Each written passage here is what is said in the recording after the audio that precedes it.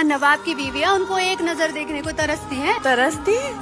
मोतियों से नजर उतारती है उनकी। वो चाहे मोतियों से तोले या हीरों से, मेरे राव ने कभी किसी औरत की तरफ नजर उठा के भी नहीं देखा। समझ लो।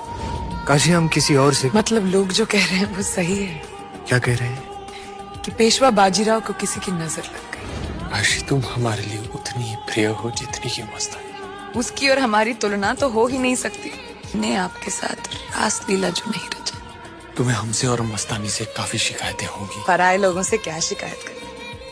घाव तो अपनों के ज्यादा चुभते हैं। सोच तो एक ही बात का है श्रीमंत, आप हमसे हमारी जिंदगी मांग लेते, हम आपको खुशी खुशी दे देते, पर आपने तो हमसे हमारा गुरूर छीन लिया।